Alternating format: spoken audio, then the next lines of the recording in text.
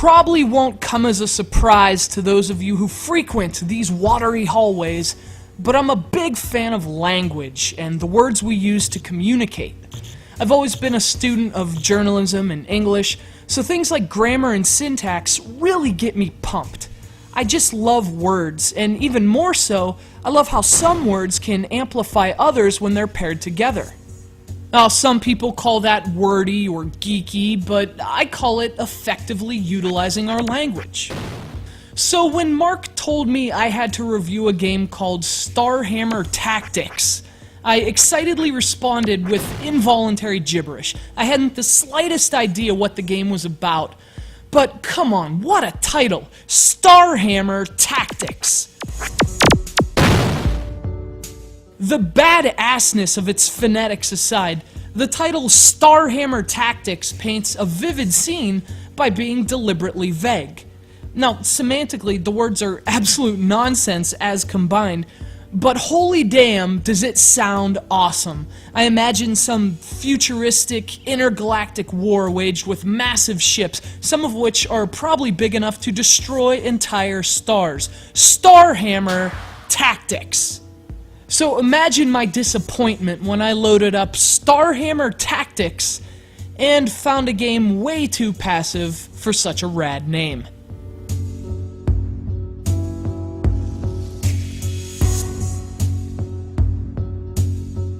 Starhammer Tactics is a grid-based tactical game, essentially just a combat simulator set in deep space. You control your fleet of ships against an ominous horde of alien fighters known as Nautilids, taking turns moving your ships on the grid before the battle you've been brewing finally takes place. It's sort of like chess, only even less exciting. I know that's kind of the point of tactical games, so take this as a personal complaint more than a critique of the game. But what drives me crazy about games like Starhammer Tactics is that they take actual combat completely out of your hands. I mean, if you're into these games, this won't bother you in the slightest, but I don't want to just sit idly and watch as my ships attack the aliens. I want to attack the aliens. I want to lock on the smart bombs, I want to shoot lasers. If I wanted to pretend to attack aliens, I'd just watch Independence Day and make laser noises with my mouth. That would be a more action-packed endeavor than playing Starhammer Tactics.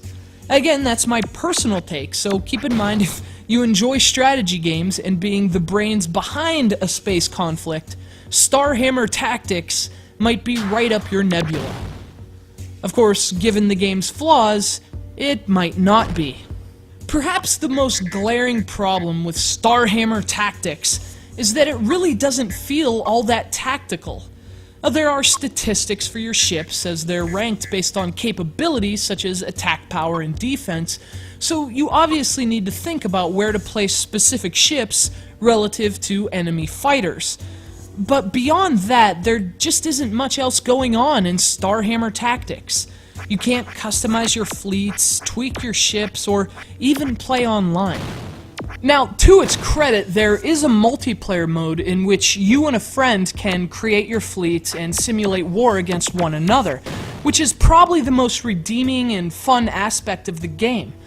But it doesn't make up for the areas in which Starhammer Tactics falls short, which is just about everywhere else. From the thinness of its gameplay to the dull presentation of its single-player campaign, Starhammer Tactics doesn't do anything to stand out against the countless games available on the Xbox 360's Live Arcade. But again, to be fair, it doesn't do anything so badly that it stands out in a negative light either. It's a competent, if thin, tactical game. Nothing less, but contrary to what its marvelous title might suggest, certainly nothing more.